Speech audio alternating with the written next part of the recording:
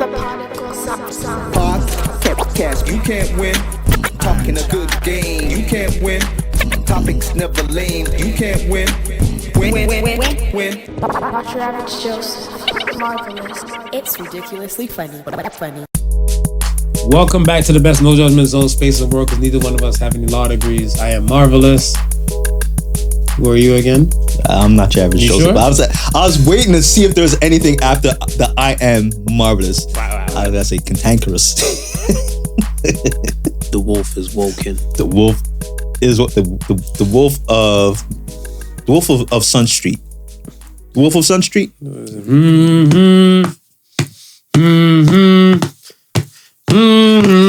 I still don't know why they did that in the movie. It just got me turned. I was watching the show. I was like, I was like, is that the war cry or something? Yeah. It's like they about to get busy. yo. We are the Podical Sons. Let's start this damn show. How you feeling today? I'm feeling good, man. I got my bright colors on today. Yes, Psalms 91. You got your holy. Yeah, I'm ready for my evil battle because I got my splash. You got the splash. My war It color. was a white t-shirt. It was a white tee. There will be blood. There will be blood. Not period blood. Might be abortion blood. Might I mean, be. we'll get to that. All right. Let's start the show. Let's get to the polls. Yeah. This is like I said. I know why people don't like me. I'm the villain. That's But okay, man. some shit just don't add up. Every story needs a villain. Yeah, but some shit just don't. I'll be Thanos. I will snap some of this bullshit away. Right. Don't give me the infinite gauntlet. Right. Because some of these little useless noise thing. First of all, I think I might in my snap. Who you wiping off in your snap? You got a snap. Though. In my snap? You got a snap. Oh my gosh. Ignorant people. No, you might kill more than half of the population. There's a lot. It might be like 20%. Might be a few of us left. Maybe Just a few of us left. It'll be fucked if you snap this stuff and you talk about all the they judge you as the ignorant shit you did. Yeah, and you're like, why am I saying it? No! Help! Someone snap me back. Right?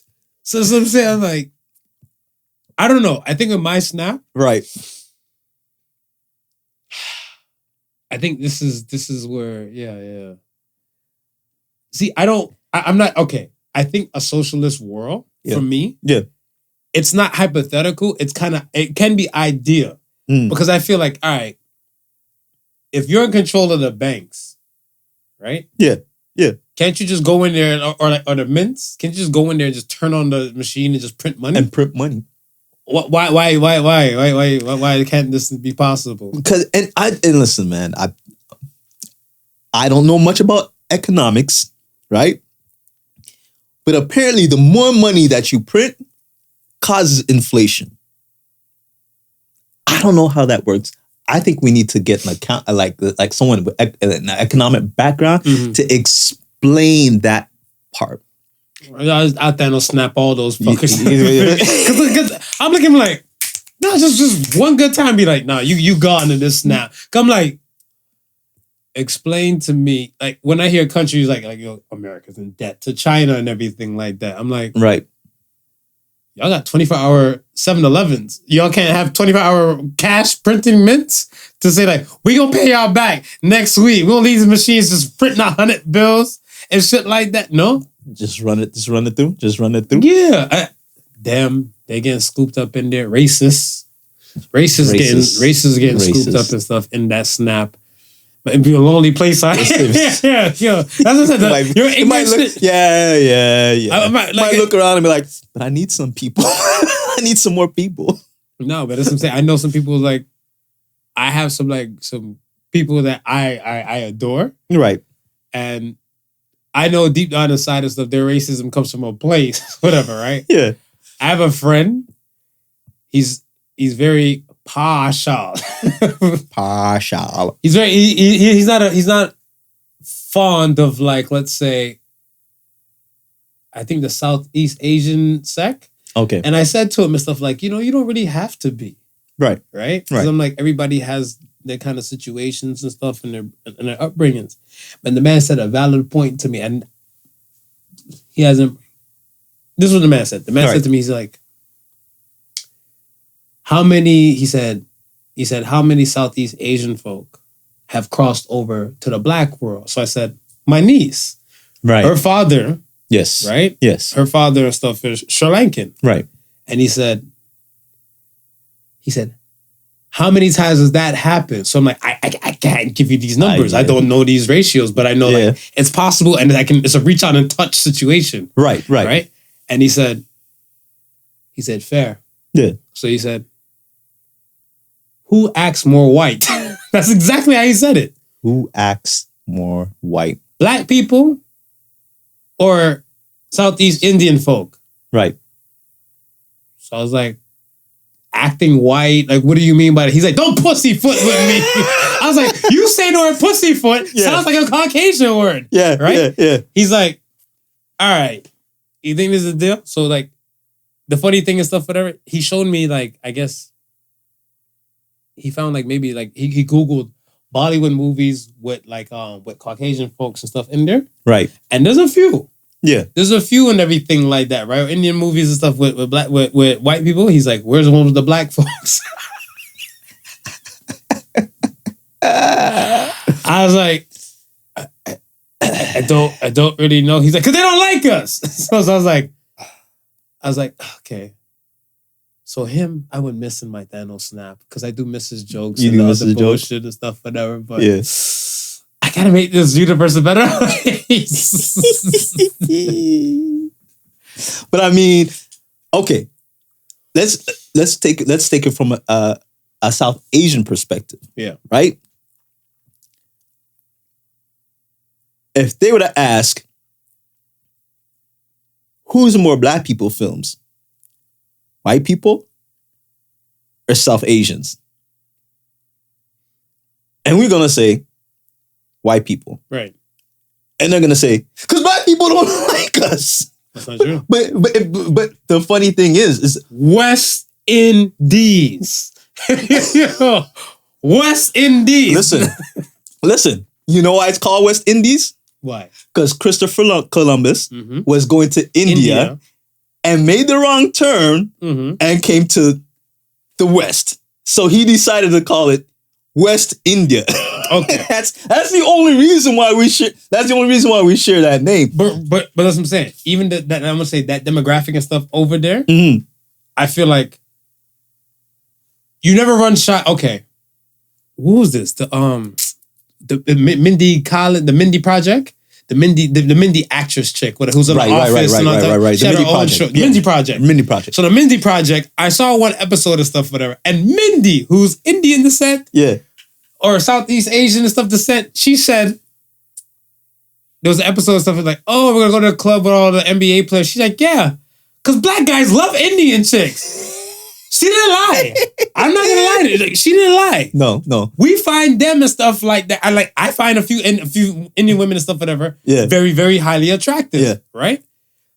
But I want to say the crossover rate, whatever, like in the West Indies happens, as possibilities happen more. But I'm looking like, if an Indian chick is to go to Jamaica, it's not gonna be hard for her to find a man. Oh no! If a black dude or a Jamaican dude is to go over to India, it's gonna be very hard for him to get an Indian woman. Oh yeah, of course. That's where it is. Of course.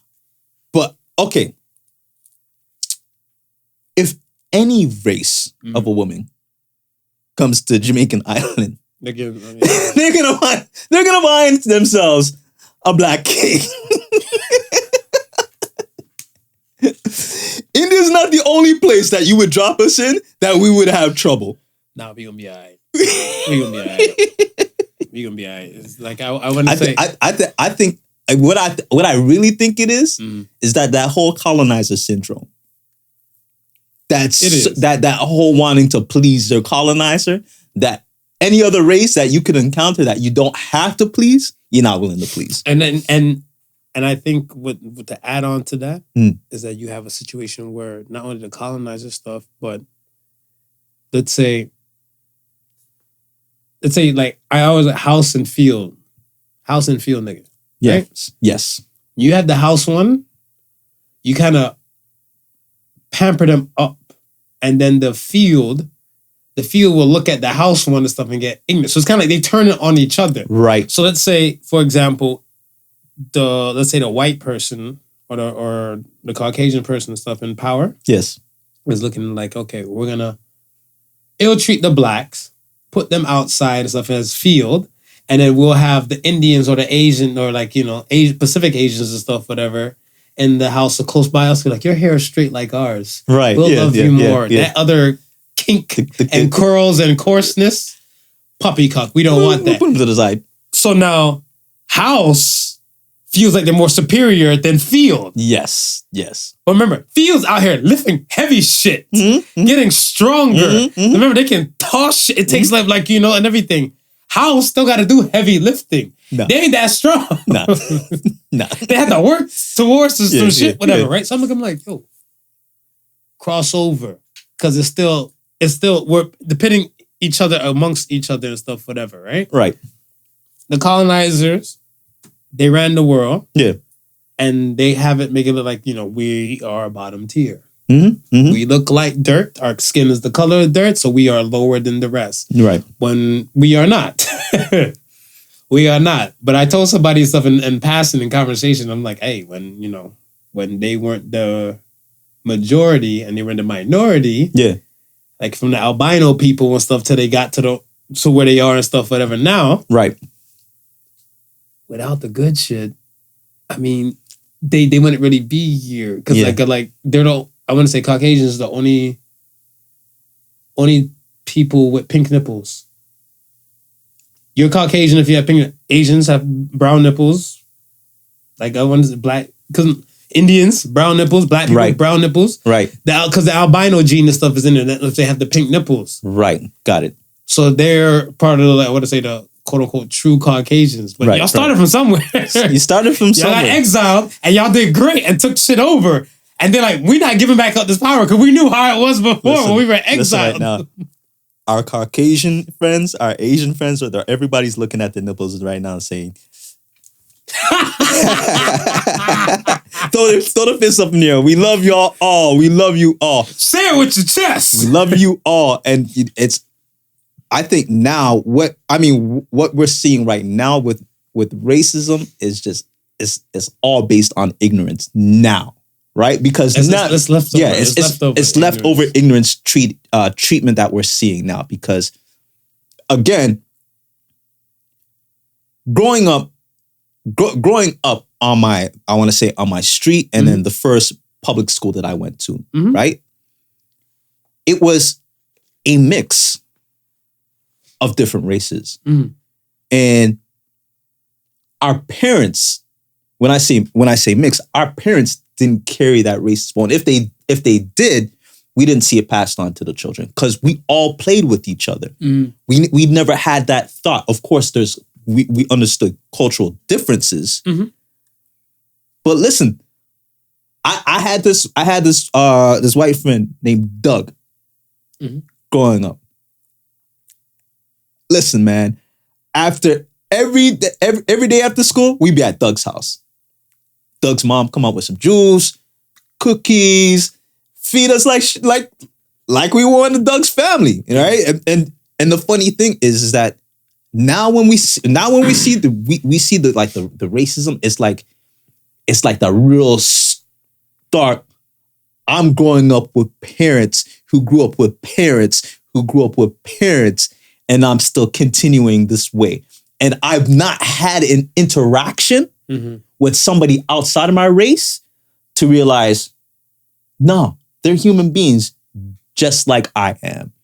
And hey, those stereotypes that we've been hearing about, not all of them fit. Right. Yeah. I think like I remember when they used to said there was this magazine, car magazine back in the day, Import Tuner. Right? I remember Import Tuner. I used to buy that magazine crazy. Import Tuner, yeah, they had the sick ass, like Japanese cars and stuff in there, like souped up and decked out and everything. And I remember. Shout out to Import Tuner, man. You brought back memories. You just brought back memories, man. with import tuna and stuff that like, yeah, they've been probably stopped printing and everything. Because like I haven't really looked, but I remember when it came to import tuna, I think I always used to hear before I seen the import tuna magazine that Asian people don't know how to drive. They went by the stereotype. Stereotype, right. Asian people don't know how to drive and stuff like that, whatever, right? And then import tuna was the first place I ever heard about the word drifting. Because they were so like, they had like tire ads and everything. They were like drift tires. I'm like, fuck is a drift? Yeah. And I think like you add maybe 5-10 years, not even 5-10 years, maybe like 5 years later. Right. They probably came up with like Fast and Furious Tokyo Drift. Right. And I was like, just that drift shit I heard in whatever. I'm like, it's mad Asians drifting out here. They doing that bitch with like, in my mind, I can't take a turn like how they can take a turn. And they and that's what I'm saying. The ones that do it on the track with the specific tires and everything, that's amazing. If you could do that shit on regular street cars, like a regular freaking Honda Civic, you're a boss. You're a boss. So I'm looking at stuff, I'm like, Asian people are the only people I see really doing this drifting shit like that, whatever. How the fuck you say they can't drive? Precision drifting. Yeah. Like drift around the whole entire corner. Yeah, like skirt. Yeah. So I'm like, fuck you mean Asians can't drive? They invented drifting. Like, you know what I'm saying? And then I think over a period of time, once you start to debunk like some of these stereotypes, certain things start to come down the walls. Like I want to say the love. Is it Loving? I swear, I think they're called Love or Loving. They were the first interracial couple. They had a movie on them, documentaries on them and stuff in America and like Virginia. Husband was white, the wife was black. She was light skinned and stuff though, whatever. And they couldn't get married in a set state, so they crossed over state lines and all that type of stuff. And one of the things they were saying, like how they were kind of breaking down the walls with each other. Like it wasn't them. I think it was like their descendants or their peoples and stuff. They were saying like, yo, there's like, say like the wife who came from a black girl, she's like, she's like, not all white people are slave masters. Not all white people are evil. Not all white people are this. Right. They're just people. Yeah. And then the same thing with dude. He looks like, yo, this is an attractive woman. You know, she's not, just a porch monkey. She's not just this, she's just that. She's just a beautiful woman. Yeah. Yeah. So over a period of time and stuff, like, yes, their parents probably like, cause I remember like her parents like, stay away from the white guys and stuff like that, whatever, right? They weren't too fond of him. Right. Pretty sure his people weren't too fond of her. I'm pretty sure too. But it takes time for generations to kind of come down from it. And you have to be in that location, in that environment. Yes. If you're like, somebody was telling me this and stuff, I was talking about the Ukrainian thing, right? I don't even know if the war's still going on at times. We were to that, to monkeypox, to like gas and inflation. I don't even know what stuff, whatever. Yo, well, I mean, thoughts and prayers to Ukraine and Russia. I know it's still going on. Right now, I mean, the Gay Pride Parade was yesterday, so the month has ended with Gay Pride. Even the act of terror in Oslo. For the gay folks and stuff. With thoughts and prayers to those folks and stuff as well. But I mean, with that now out of the news, we might go back to wartime in the Ukraine. We might. So the one person I'm talking to with the whole Ukrainian thing, I was like, it's kind of fucked up because this person is Ukrainian. Right. Right? They're from some other spot, but they said they left Ukraine at like age 2. Okay. Right. And they went back. I think the grandmother was the last one that passed, and the grandmother passed like 2009 or something like that. And they never really been back since. Right. And they were saying stuff like, yo, there's no black people there. Like legit. He's like, he knows for a fact that like those black people that you be seeing and stuff whatever were actually students and stuff whatever. Right, yes. There's really like no black people there. Like, you see people and stuff like just wait, Caucasian, either you might be, I guess, Russian something, because remember the Soviet Union? Right. So the capital of the Soviet Union was Kiev. Right?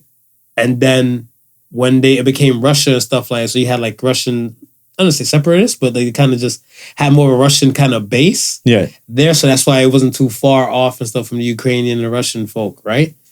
This person said, if we don't see black people, how do you expect us to know how to deal with black people? Yeah. And I said, that's absolutely fucking valid. Yeah. That's valid. Yeah. You're seeing what you're seeing, you're fed on TV and stuff, I guess, from rap songs and this thing, like now we're living in the internet type of world where certain things are a little bit more closer than you think. Right. But if you're coming from a time and stuff where these things were not accessible or weren't even around, Mm-hmm. I can understand why you're like that. Or they were like that. But when you're in an environment where it's mixed bread and all that type of stuff. Exactly. I don't get that, because my thing and stuff is that, is your community that tight-knit built that you choose to segregate yourself from the rest of what the city of the world is? Like, right. it kind of blows my mind sometimes when I see certain people, like, if I couldn't speak the language, let's say I gotta eat. We all gotta eat. Yeah. If I couldn't speak the language of like whatever country, let's say I'm in Japan. Yeah. I can speak a lick of Japanese. I'm kind of scared to buy some shit in store. Because if all their characters and stuff, whatever, is just up there on the screen, I can see the numbers. The numbers are good in Japanese and stuff. Right, like that. right. Certain languages and cultures, the numbers are still the same. Numbers are still good. So if you're in a grocery store and stuff, they're like, some person say something to you and stuff, whatever. I don't even want to be mean Japanese folk, but they say something to stuff like, it's a sale on that. Like, you could get a discount, and they're saying in their language. Yeah. And you look like, Visa. MasterCard?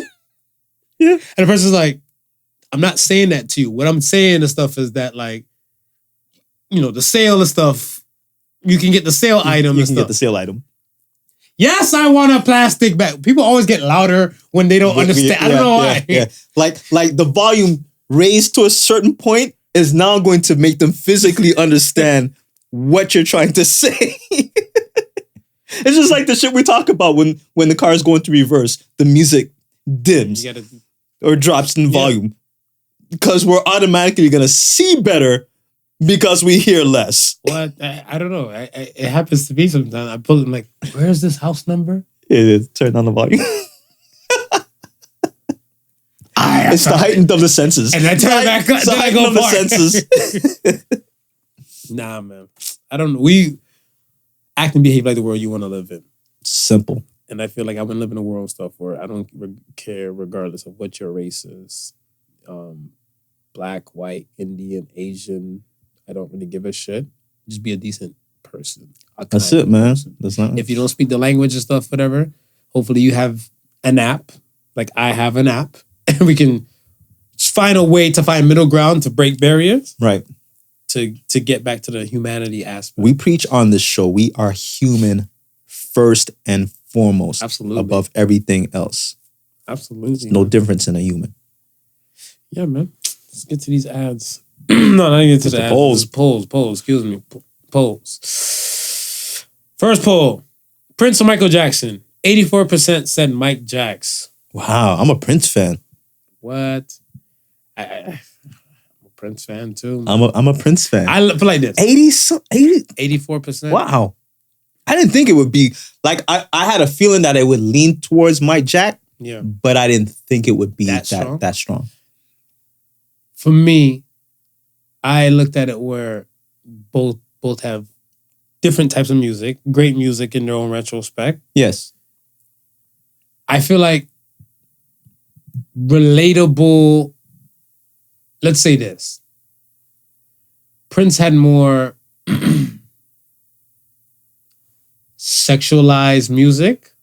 Right. What I can rock with and understand as an adult better now. When I was younger at the time, I couldn't, because Michael Jackson had more feel-good music. Yes. Feel-good music and stuff like, if Prince made a song called Beat It, it's a different one. You heard Do Me? Do Me, baby. You hear all that porno moan at the end? So if Prince had a song called Beat It, I'm pretty sure it sounded like a lot of and a lot of splashing sound. And it wouldn't be so up. It wouldn't be the same. Feet coming out and everything, So Mike had that feel good type of upbeat kind of music. Yeah. Prince does have hits and stuff like that, whatever. But I want to say for me, as an adult, I can understand Prince's music and stuff and respect it a lot more now. Right. Compared to like Mike. I don't know if I want to say, I always say don't be blinded by your bias, but I am human and stuff too. But I don't want to say, I don't let the Finding Neverlands and Mike Jackson was, paid off about the molestation things and stuff like that. But, right. I mean, where certain things and stuff kind of come to your mind. Yeah. Like, okay, Prince has been to and fro. I think Prince has been married a few times. Or he had that one woman and he just had different other women. Yes. And stuff like that. Because he had a kind of open type of lifestyle, whatever, right? I can kind of get with that. you can live that open lifestyle. I mean, before I can kind of see that and stuff like that. And then as like we're stripping away Mike from the music, right? Like there was some kind of special. Like he was like, Mike Jackson when he did Barbara Walters. I don't know if Barbara Walters or somebody, but he had like a full interview where like, there was like a kid and he was holding the kid's hand. Yeah. Having an interview. He's like, he's just such a good boy and everything like that. I don't know if I can rock with that, Mike. I don't know if I can rock with that. That part of Mike, you're not. Yeah, so that's looking like, as an adult, not really. I'm even scared to even get in an elevator with some kids. Mm-hmm. I was in the elevator and stuff at my building going up, and a kid like just ran on. It was a black kid. Right. If it was a white kid, I got off. I'm sorry. Yeah. Just let him be. My ancestors told me I'm not allowed to get in Tulsa, Black Wall Street. So they let us know. Yeah. So I looked at this. I was like, I see the kid come on. Could you elevator? I was like, all right, I got the elevator. The kid's like, a little bit like this. I was like, I'm not trying to make eye contact. And then the kid's like, I like your Jordans. I was like, thanks. I don't know. I just felt like, why grown ass me is having conversation with like somebody's under double digits? Right. Like, you know what I'm saying? I was like, where's your parents? and he sensed you being uncomfortable. So he's like, I'm in with a Jordan stock. Jordan's supposed to break any barrier. I got off on my fourth floor. I didn't even look back. I was like, gone. Because I was looking like, I felt kind of pedophile-ish and stuff, whatever. Like, hey, sir. I mean, with me, I think I wouldn't say Prince's songs resonated more to me. Like I respect them both as talented songwriters and performers. I think the reason why I like Prince more is because he was just multifaceted when it came to music. Like he played over 10 different instruments. Prince was dope. Prince was dope. Yeah, he produced different groups and acts, right? And I'm like, oh, Prince is a dick too. Yeah, he was. Yeah. He's got the dick part of him. I was about to say, there's no Vanity 6. There's no Vanity 6 on Spotify. There's no Vanity 6 on. No. Oh, I think some of that shit just got locked up away with his death and everything like that. Wow. So like, but somebody can release it now because he doesn't. He doesn't own it. Somebody owns his estate. No? I think now. Okay. So think about before you kick the bucket, whatever, right? Spotify has been here for a minute. Yeah. So streaming platforms have been here for a minute. Prince just, maybe not recently, but I want to say Prince passed and stuff within like less than 10 years. Yes. Right? And streaming platforms have been out here and stuff for a minute. And you could not access some of those things. Like, I feel bad for De La Soul that this shit can't be played on platforms and stuff like that. But then when you know a super powerhouse like Prince or the artist or the sign or the dick, right, just wants to say. So let me ask you this: can you find any of the Time on Spotify? Time you can find on Spotify. Time you can find because I think Time and stuff there was like a little to and fro prior, like court battles and stuff kind of fought, right? And I guess they kind of like conceded. So when they kind of conceded and stuff like that's how you got the Morris days and like because. Time, what's my time track? 7/7/93/11. So I was like, mine's still the bird. Hallelujah! That's what I'm saying. And like, I'm like, all right. So Time is released, right? No Vanity 6 because Vanity 6. Yeah, because I remember like she was gorgeous as shit. What movie was she in? Last Dragon. Yeah. Last Dragon. I was like, was she also in Purple Rain, or was that? Am I thinking Apollonia? Apollonia was gorgeous too. Like I said, Prince had Sheila E. Sheila E. started off with Prince. Mm-hmm. So I mean, hey, I don't like I said, Prince had that kind of side to him, multifaceted, many instruments. I do dig Prince. I appreciate Mike. I love Mike's songs. Mike's songs stuff still touch one of my What's your favorite Prince song? What's your favorite Mike song? My favorite Prince would probably be 1999. I think that's like the first song that I ever heard from him growing up. And as soon as I heard that song, I went right to the album. Now, a lot of stuff in the album, like you said, at that age and at that time, parental advisory. Had it probably gone over my head. That song about Nicki, that was straightforward. That song about Nicki was straightforward. That one didn't go over my head as a youngin'. Not straightforward, straight porn. Yes. Straight porn. That one didn't go over my head. My favorite mic is Butterflies. And I think I've said that on the podcast. Me too. Yeah, Butterflies is my favorite mic song. No, I see. I'm always on the toss up with Butterflies. Yeah. And you'll always be the lady of my life. Don't you go nowhere. Stay with me. Yo, like those two songs will be a toss up for my mic. Okay. For my Prince is I love Kiss. Because Kiss is like a fun kind of song, but like it's that last verse. As a man, like I said, I have a better fond and respect of like Prince's music and everything as an adult because this is the kind of world I would rather be in. Right. That last verse in Kiss, women, not girls, can rule my world. Not a fucking little girl. Women, not girls, can rule my world. At your age, not your shoe size. Then maybe we can do the talk. Like, yo, if you have some maturity, like, you don't have to watch Dynasty. To have an attitude. Yo, you just leave it up to me. My love will be your food. You don't have to be rich to be my girl. This is what I'm like, this fucking verse says everything right here. Yeah. Now Prince was deep, man. Prince was deep. Prince was deep. 99. I was dreaming when I wrote this. So sue me if I do this again. So Mike won that poll, man. All right. Congrats, Mike. Congrats, Mike. R.I.P. to both of y'all. Two geniuses. The next poll was, would women date a man who had an OnlyFans page? And 83% also said, hell no. Lies!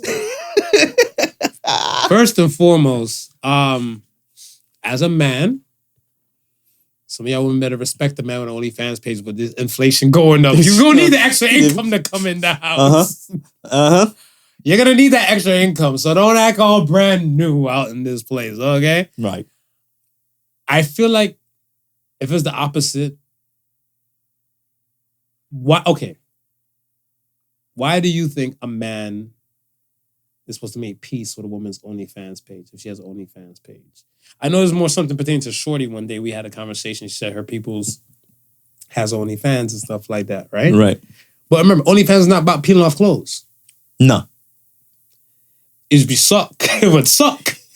And you pay like $4.99 a month for somebody just telling you stuff, how to be a better person and stuff. It's just like a sports bro. I mean, if that's you want to be a better person, I'd be a better person with my money back. I'm calling her right back. I'm like, hi, OnlyFans, I need a refund for this shit. Yeah, I mean, she could have did that on YouTube. Yeah, she could have did that shit on YouTube. Right? You could have did that on YouTube. I just make this shit private. I agree. Or Patreon if you want to make a little change. You know what I mean? Like, we know Patreon, I'm not expecting much. That OnlyFans kind of has a tag to it. I'm kind of expecting something. I don't know. Like, I feel like the double standard thing is always real. Yes. It's always real. I just feel like we as, I don't want to speak for men in whole, but I want to say most men have to just agree with what's already presented to them. And I want to say women are more of the power of the changers. So it's kind of like certain things are kind of set absolute. Right. Like I heard Amber Rose say it and stuff, and she said, men fuck who they can, not who they want. Yeah, I can agree with that. I can agree with that. I can agree with that. Yeah, I can agree with that. Because when I was little, I said I was losing my virginity to Sade. Fuck you. I don't like how you laughed at me. Watch, hey, man. Why you laughing? Listen, man, you're right. I shouldn't laugh. I shouldn't laugh. That was judgment laugh right there. That was a judgment. We all have our fantasies. Why are you laughing so hard? Because I'm thinking mine was probably someone outrageous as hell. Oh, okay.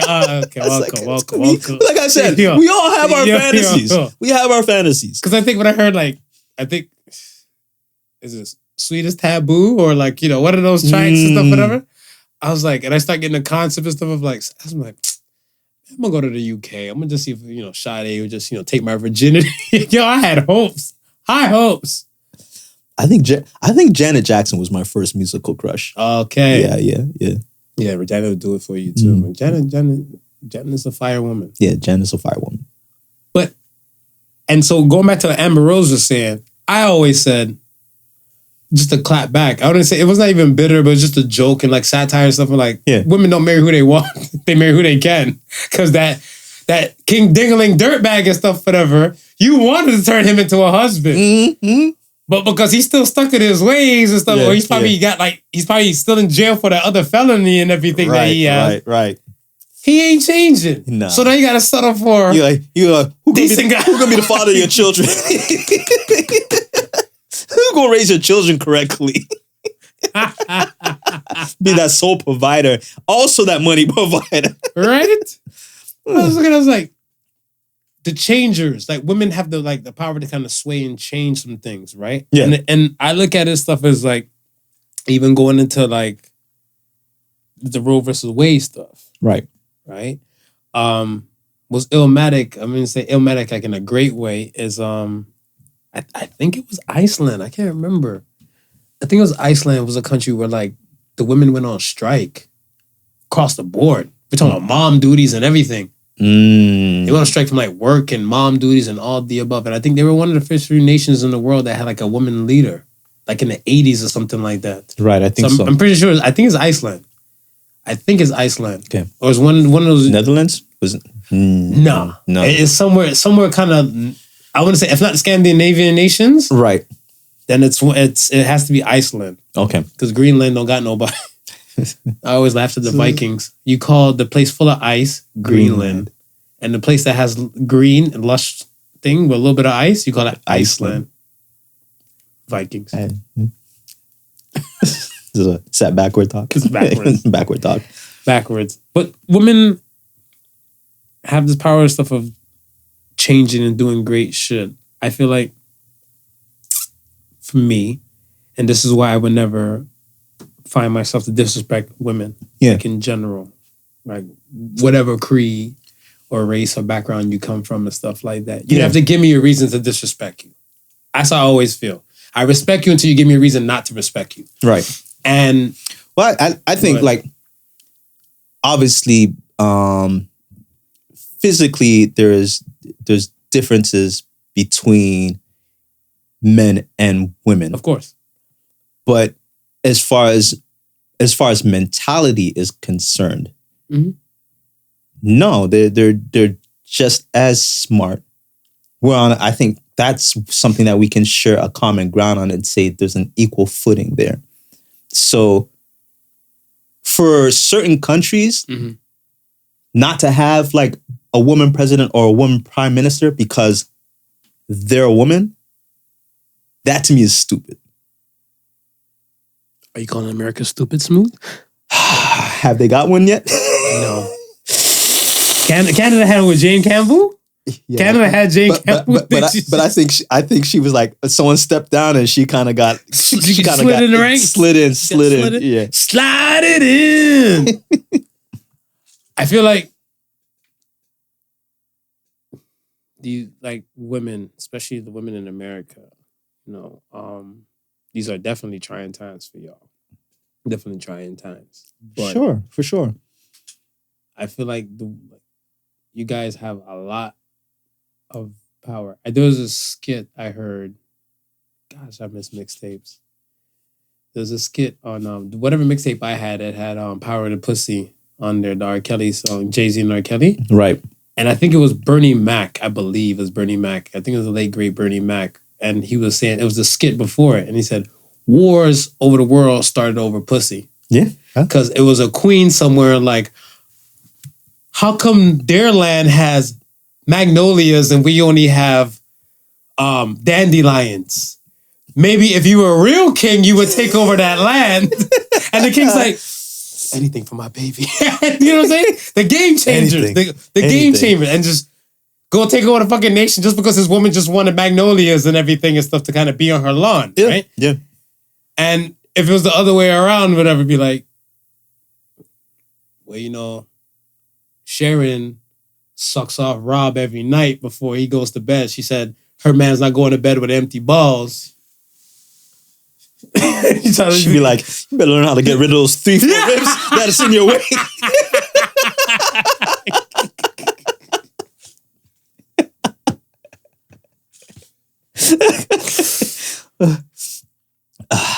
No further questions. Defense rests his case. We rest. See. That's it. That's it. But pertaining to the Roe versus Wade thing, let me ask you this. How does it make you feel? The overturning of Roe versus Wade. The overturning? Mm-hmm. I mean, I don't know. I don't know if it affects me any way. Doesn't. I mean, it might. No, it might, like in just your regular conversations and stuff. You know?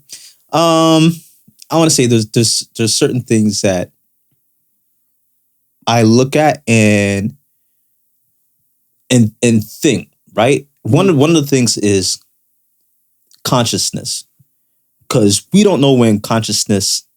We don't know at what stage consciousness begins, right?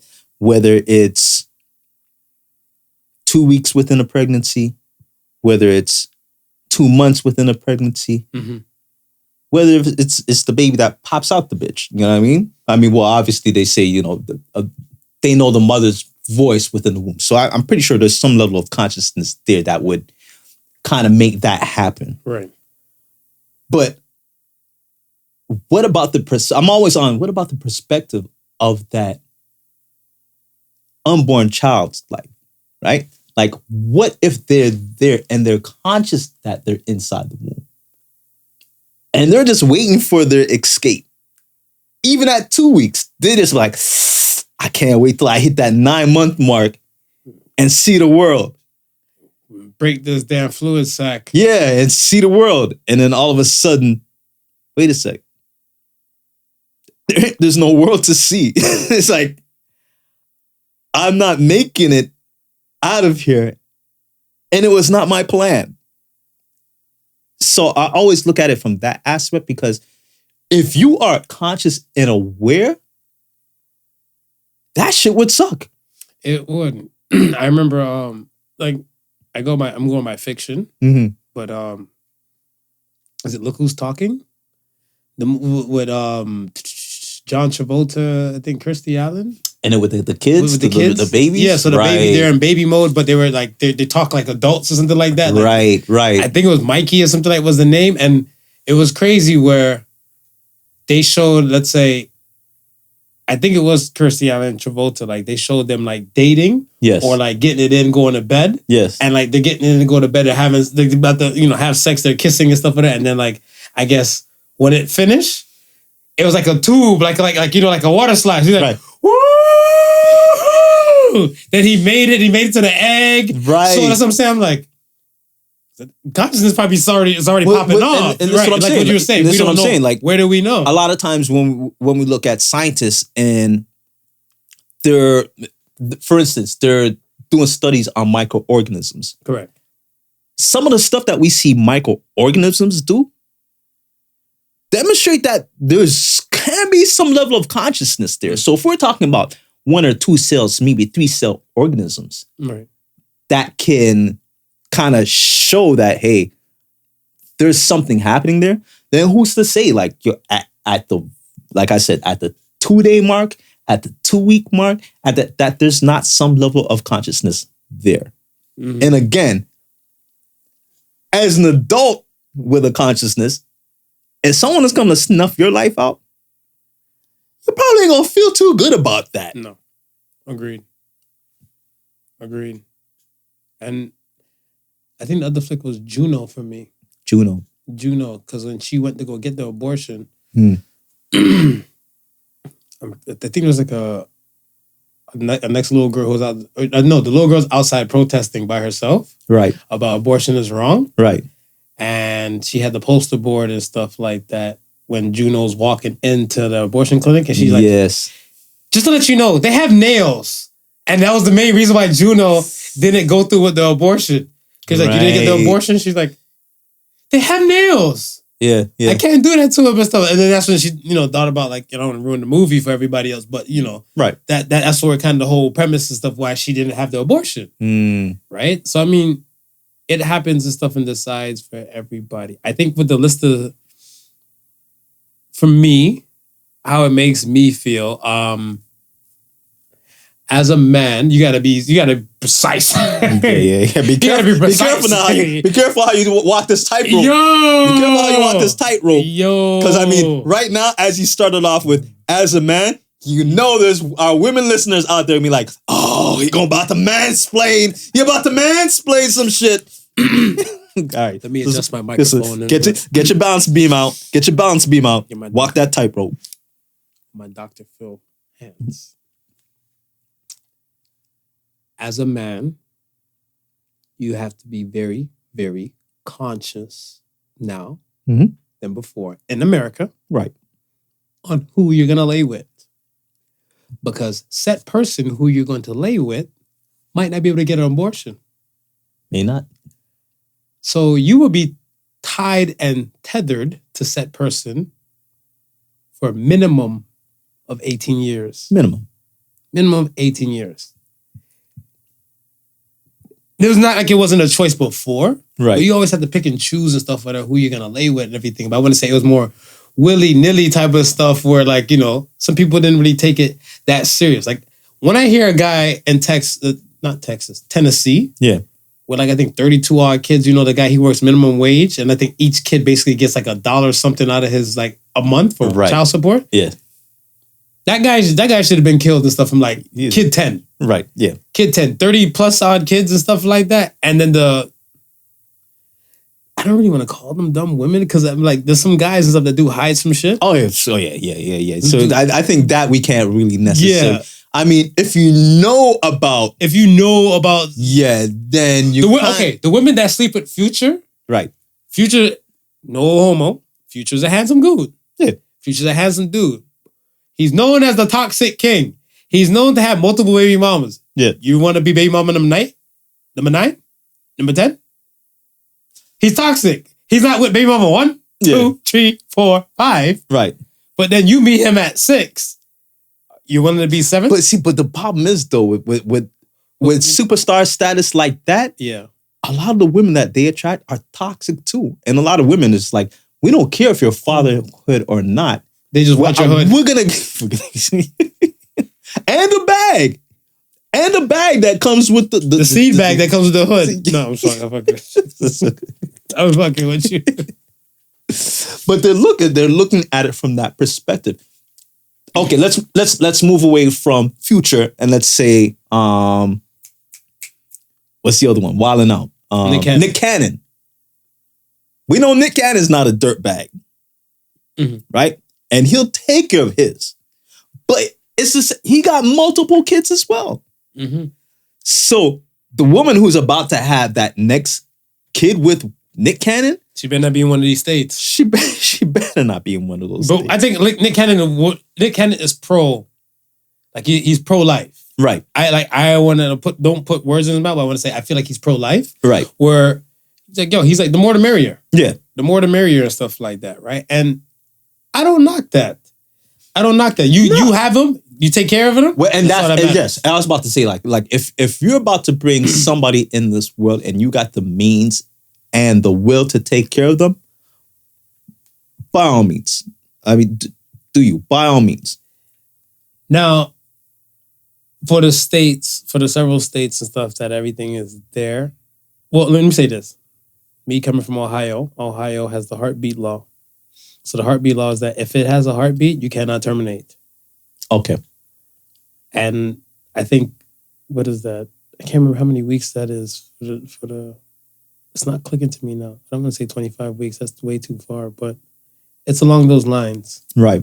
It's along those lines and stuff in the 20 odd area. Where Right. As long as the heart is beating, you can no longer terminate. You can't, exactly. Right. And so it won't be far off. It won't be far-fetched for Ohio to kind of probably fall in suit and stuff, but these other states and stuff as well. Right. Because if they already had the heartbeat law went in, I think, in 2019. Mm. It was a bill, and then it became a law in 2019. Right. With the exception of, let me add my disclaimer. This does not affect not your average Joseph side. Going back to my Dr. Phil hand. Going back to your Dr. Phil. This is just Marv. Okay, all right. And before I start, if you come at the king, you better not miss. So, with that being said, all right, okay. With the exception, like when they said like rape, yes, incest, yes, things to terminate that possibly might affect the mother's health. Okay. Those I might be missing another stipulation. I don't like. I was looking from the course, let's say from Friday to now. Right. Those are the kind of things that kind of stood out to me. Right. If it's minus in those, abortion is not a contraception. That's my opinion. And I would have to agree with you on that. Boy, if you're going to get in this car, hold on. Okay. I would have to agree with you on that point because I'm not saying what they're telling to do women in their bodies are wrong. Right. We're stating that together, right? Right. We're stating that. Yeah. But I want to say you have women and you have some women who get an abortion because they know they can. And for no other reason, they feel like they don't want to ruin whatever lifestyle they have, whatever they might have going on. And it's for a lot of times, well, I won't say a lot of times, but some of those times it's for a selfish reason. Rather than, I really can't afford to maybe possibly bring another life. I'm barely making things meet for myself. If I bring another life forward, it might just be something of a tilt that I can't handle. Right? We have women in the situations like that. And you have women that just don't want to be tied down, so they feel like, okay, this is the way to go. But you actually should have thought of the fact that you might be tied down before you slept with dude. Unprotected. Like, the contraception is out here, right? Yeah. Contraception is out here, like in North America. And all right. Time of passion. In the heat of the moment, passion, shit pop off. Let's say both parties and stuff, whatever, man and woman, don't have condom. Right. No contraception, but they do the do. Right. Is it post nut clarity? Is that what it is? Post nut clarity. When it's out the head and you're, oh my God, what have I just done? What is it? Yeah. When the baby batter is gone off the brain, you're like, all right, what did we just do? I shot the club up. Did I pull out? Did I shoot the club up? All right, I pulled out. Right. All right. How much of the pull out did I really get? Because people get pregnant, women get pregnant from... There's pre-ejaculation. Wait, we're not allowed to say women in Canada. Oh, sorry. Birthing parent. Birthing parent.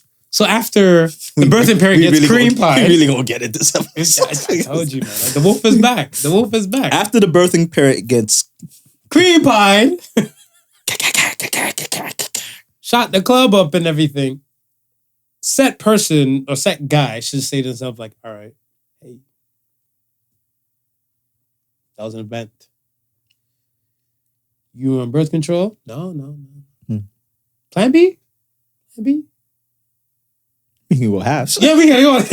We can go Dutch. Yeah, go Dutch. You know what I'm saying? I was like, something. Now I look at it like this. Again, everybody's coming for me. Like I said, I look at it stuff as where we won't have, when we talk about like the Bible and everything, we won't have immaculate conceptions. But, hear me out. Yeah. But I feel like if you're using a condom, right, and the woman's on birth control, right, and she still gets pregnant and the condom breaks, yeah, that's immaculate conception. That's God. That's God right there. God said, either way, this baby is coming. This baby's coming. That's God right there. Right. That right there and stuff, whatever. I'm like, he or she shouldn't have a reason to. If it was me, it happened to me, it'd have been like, the condom broke. Condom barely breaks. Yeah. The condom really broke. Yeah. Weren't you on birth control? It's like that 99.9% effective. That 1%? That 1%. That's God. That 1% is that 1% is God. That's God. That's your immaculate conception right there. If this was meant to happen. It was meant to happen. It was meant to happen. I look at it stuff as that I know a woman personally had 4 scoops. Sorry. Let me be more sensitive. You feel a little more sensitive. 4, I think probably 5 abortions. Yeah. 5 abortions. And I think when I realized she was at 2 at the time. Right. I was like, why you don't go on birth control? I don't like how it makes me feel. I don't like how it make me sleepy. Some other ones make me bloated. I'm like, hey, you gotta trial these things. Either that or you gotta cut down the fucking without a condom. Yeah. And she's like, I don't like condoms and stuff for that because it kills some shit. So you think an abortion is the way to go though, big homie? Like, yeah, I mean, I get that you may have bloating. I get that some women may say it doesn't make them feel like they don't even want to have sex when they're on it. I can get that, right? But I can't get how you would justify that over justifying the feeling of a doctor having to go inside of you and kind of do whatever he's got to do to terminate that pregnancy. It's infantile. I said to you before, it's very infantile how you're in the act of having sex and you don't think the possibilities and stuff of everything can go down. Listen, I don't know if you've seen any old school movies where they've played Russian roulette. There's always a bullet in the chamber. Mm-hmm. Now, depending on the gun, it could be 6 or 8. Mm-hmm. So that means within 6 or 8 times, that gun is going to fire. There's a chance that it's going to go off and hit the mark. Knowing this, are you still going to play Russian roulette? Here's my thing. I am 37 years of age, right? My woman is my age. Right. If we're to go to an abortion clinic here, what are we doing? No, real talk. Yeah. Like, cut the bull. Because I'm like, from time, let's say you got past, and growing up in North America, mm-hmm. you in a time and stuff where you got over the whole stork talk. Stork comes bring baby and everything like that. Now you get to some shit like, hey, you have sex, you couldn't get an STD? Yeah. Or a pregnancy can occur. Yes. Right? Yes. Those, I don't know, like, the STD is definitely a negative. I want to say the pregnancy thing is kind of like a blessing because I look at it like you get a kid over AIDS. I choose kids. I would choose kids. I choose kid over AIDS and stuff, whatever. You know what I'm saying? But I'm like, and then you had the other part where it's kind of like all fun and nothing came out of it, whatever, right? Right. The fact that me at 37 is having sex, I have to know that pregnancy is a possibility. Of course.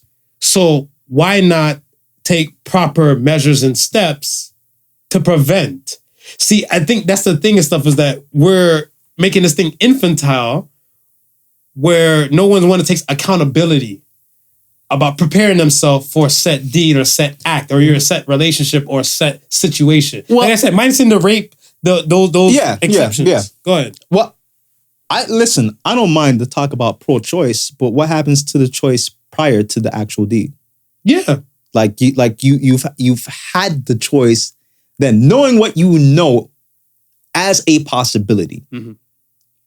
If you don't want nothing to do with that possibility, then the abortion shouldn't be the thing on your mind. It should be the contraception. I mean, correct me if I'm wrong. No, I mean, but abortion shouldn't be the thing on the mind. It should be the contraception, because without the contraception, there's a chance. Like I said, you're playing Russian roulette. One bullet in the chamber. It only takes the one bullet to hit the mark. I'm not I don't want to go too in depth on it, because I know then it's gonna be technically mansplaining. It's gonna be mansplaining. He's mansplaining because I hope our listeners and stuff, like for the show, like for the Podical Sons, you listen to understand, not listen to respond. Because the thing is that a lot of times when people don't agree with, like, I'm for hearing somebody else. Yeah. I don't expect people to be like me. Right. Because we don't expect you from other people. Right. I'm willing to hear the person out and show me where you're coming from. Right. Show me where you're coming from and stuff like that. And then I'll show you where I'm coming from. Right. If I give you the platform or the stage for you to say your piece, give me my time to say my piece, and let us come with a middle ground. Again, no one likes to be told what to do. I've been said this long time ago. We've been too free and stuff on this side of the world for way too long. Right. Right? The Roe versus Wade thing, I think it popped off in like 72, 73-ish. Okay. Around that time. And people weren't really so, I want to say, pro-politics. Okay. Like for pro-politics situations and stuff like that. Like, you might just vote for your president, might vote for your mayor back in the day, and everybody else probably never gave a fuck about the little small to and fro's and stuff. That's the reason why, like, when they first become bills, before they become laws, there's a process for that, right? Right. There's a process for all that type of stuff to take place. And a lot of people they just tend to brush those things over till we got to this point of now, even like myself, as a child born in the 80s, I was born in 85. By the time I came to, or I was here, Roe versus Wade was already settled. Right. That was already settled. So over a period of time, these things, I'm not saying they're all subject to change, but whoever really wants to change and push to change, these things will take place. Right. Supreme Court judges on this aspect in America that, I guess, ruled for the overturning, that's all on them. That's all on them.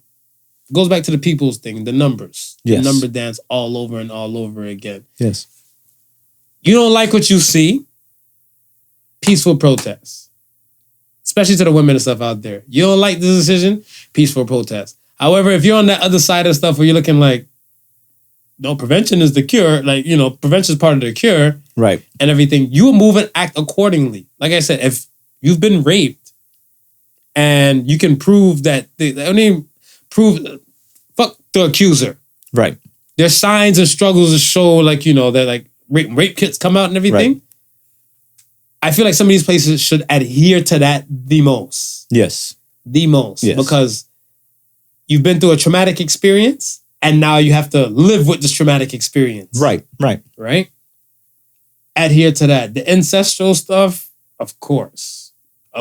And things that you don't want to try and bring in a possible life and then lose a life in the process. I know they say like every child is born, someone dies and everything like that. Right. I hope that when every child is born, there's like a Mima or grandpops that was at like 95 years old. Yeah. I've been waiting for this moment. Well, the circle of life. That's how the circle of life should work. Yeah, right. that's how I feel and stuff like. It's not the set child, like, is a decision. Do we bring in set child and lose set mother? Like, that's very, very bad. I would terminate child. My personal opinion, I would terminate child. And if mother was pro children, adopt. Yeah. Adopt. Get you a Juno. Or try again. What if every time she tries and stuff, she might get a little pregnancy that might interfere with her body and her life. Well, I mean, if that's the situation, then adopt. Yeah, But I mean, it could have just been that one time, Yeah, right? It could have been like a stillbirth or something like that, right? So then, like, see, we're not mansplaining no more. We're not mansplaining. See, I saved you. I'm driving decent.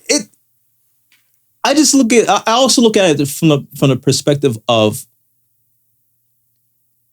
the family or the husband and wife that want to start a family, but can't without the aid of something, right? So whether that be hormone pills, whether that be maybe something wrong with the system, they got to unclog the system to make everything work. They have to go through things. It's kind of like mansplaining shit. Don't say it like that. Don't explain it like that. Sorry for the mansplaining. So what he means is stuff to make sure the reproductive organs are flowing and going smooth as possible. Flowing and going smoothly. That's how I got you. What I mean? If I'm driving this car, I'm gonna make sure your seatbelt is on. Good. I got you. We safe? We safe. Continue. Okay. They're in need of an aid, right? Because they want to have children. If you don't want to have children, you also have things to aid you. I'm not saying anymore. I don't think I should have to say anymore. Like this, I'm at the notion of this day and age is, you know the outcome of something. You know the outcome of something. Correct. Right? Correct. If you're going to avoid what you already know because of pleasure, gain, whatever, then I'm sorry, you got to deal with the consequences. It's like we know we need money to survive, right? You can do stuff legally to get the money that you need. You can do stuff illegally to get the stuff that you need. But just know you do the stuff that's illegal to get the stuff that you need. There's possible consequences. There's possible consequences to that. And that's the thing that kind of, that it's accountability aspect that kind of blows my mind with this. Right. Right? Like I said, if you have the Immaculate Conception, the modern day Immaculate Conception. Yeah. You have a situation like that, like, yo, fuck, that's God. You gotta have this baby. That baby could be the next ruler of this earth. You know what I'm saying? The God's like, this earth, because we're moving into the one world territory. Because set guy is saying, I'm coming with the condom. Set woman is saying, I'm coming with the birth control. Yeah. Right? So they're coming with their factors to prevent. Right.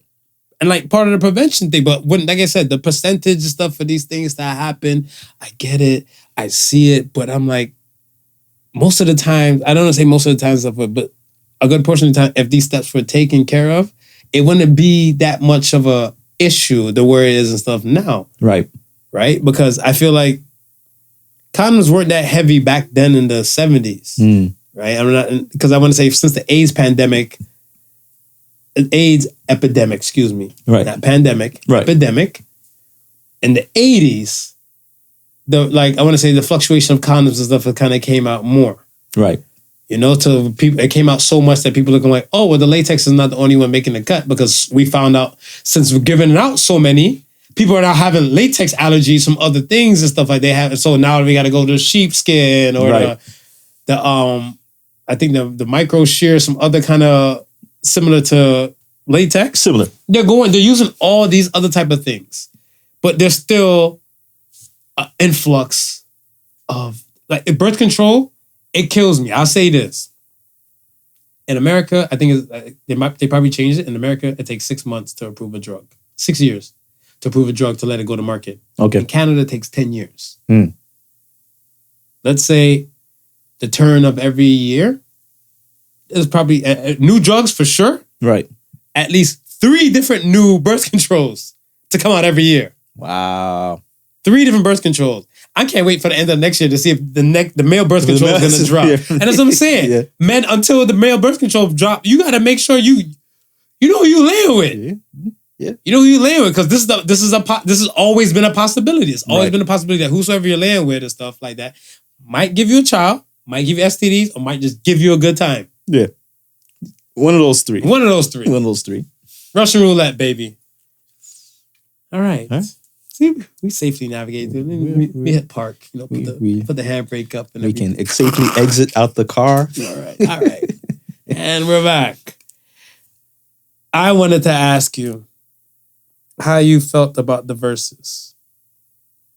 Did you watch the Verzuz? I didn't watch the Verzuz. Okay, so it wasn't R&B Verzuz. It was allegedly supposed to be an R&B Verzuz. Yes, between Mario and Omarion.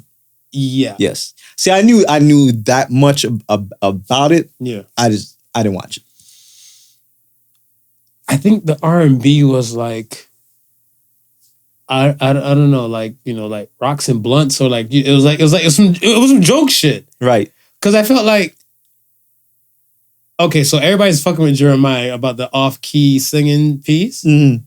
That is hilarious. But I want to say, Omarion with the watermelon on the stage, like, I'm like, are you like the Black Gallagher with the watermelon? He's just showing you like I eat the watermelon, like I guess I eat pussy, like I eat watermelon, everything like that. I was like, but why? But why? Yo, Ray J. I was about to. Yo, like this is comedy. This was comedy hour.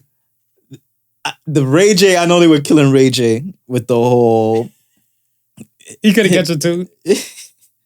Then he tried to blame it on holding the baby. Did you hear that part? Yeah. Again, accountability. Put the kid down. Sing your heart out. No. I'm not putting kid down. This is the reason why I think it's a smart ass disclaimer he tried to do, but it wasn't saving him. No, he can bob weed through the bullshit. I think who is it? They try to bring Tank in. Tank came in to try and do a little saving thing. I was like, no, it wasn't it. What to say? It wasn't it. His verse is done. That's what I was gonna ask you. Well, and see, okay, here's my question, right? Out of all the performers who they've had on that stage that night, correct, who is still active? Because what do you mean, like the ones who are still active, like doing tours and so forth, like that? Most of them.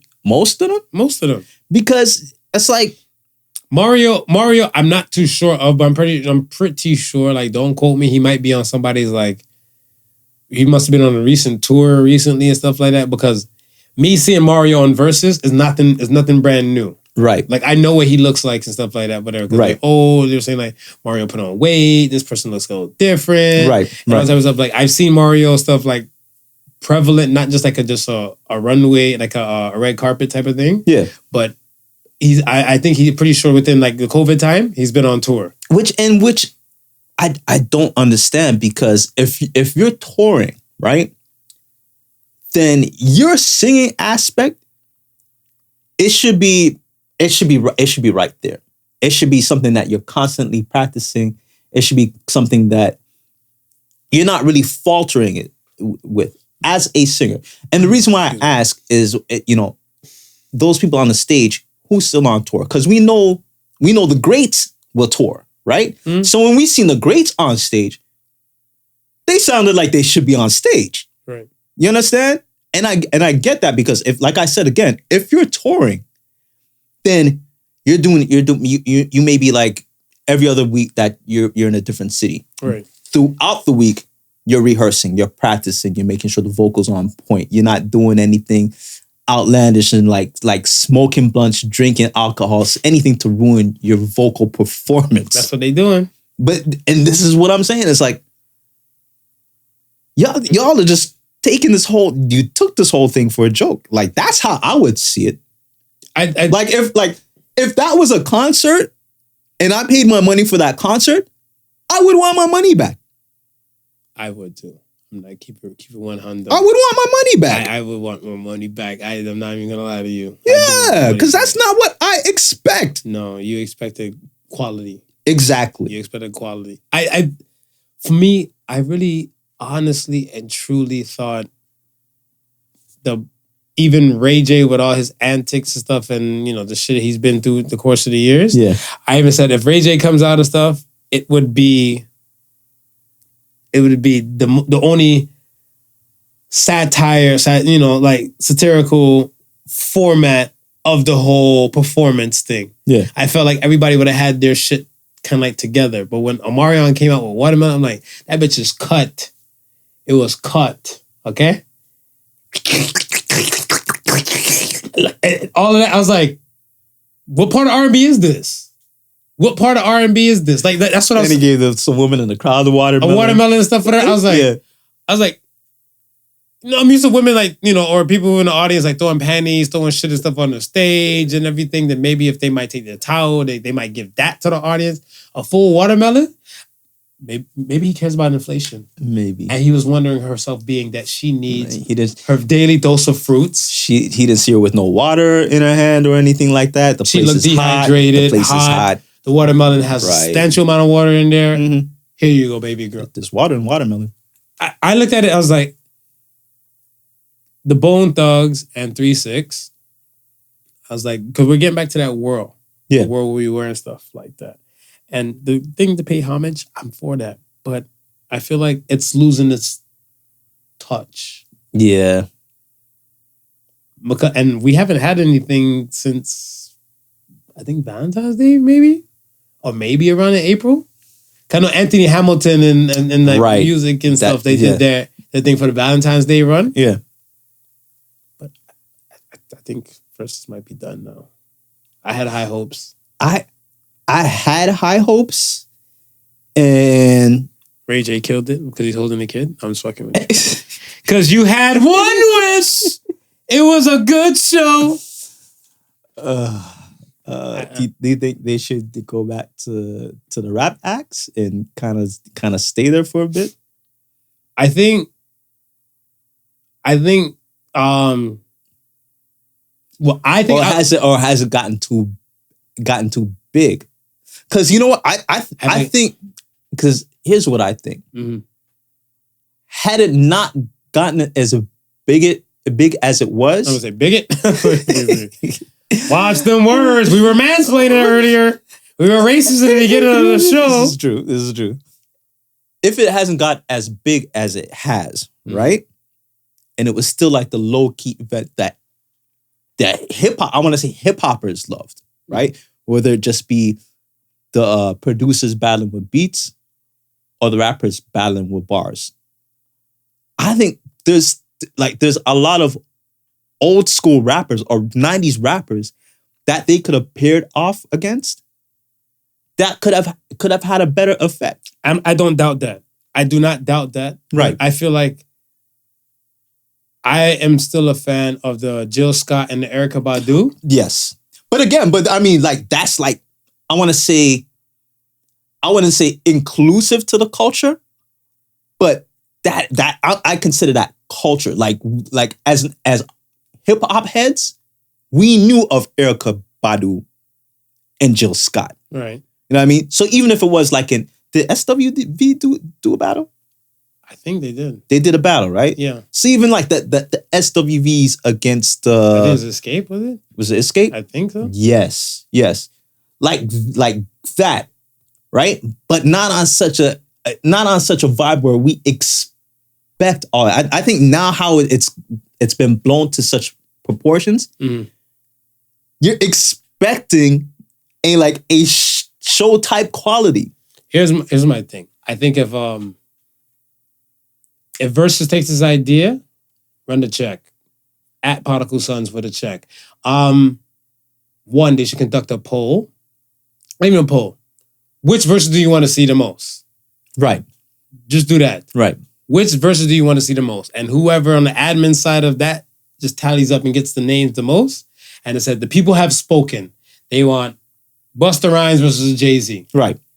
Chris Brown versus Usher. Right. Right? We've mentioned possible hypotheticals and all the above. Let the people speak. Yeah. This is the time. Social media is for the people. Yeah. Let the people speak.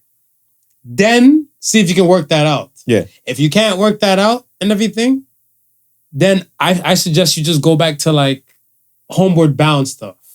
Or like I like what you said. Let the people speak, because when you let this people speak, as majority gonna be fans speaking, right? Yeah. And now the onus is on the artist, because now and your fans want to see you perform and want to see you on that Verzuz stage, it's gonna be hard for you to kind of say no, you're not gonna do it. Whereas if Swissa and Tim just saying, okay, we want you and you, man, I got better things to do. I don't want to do, even though the fans might want to see them, but they don't know.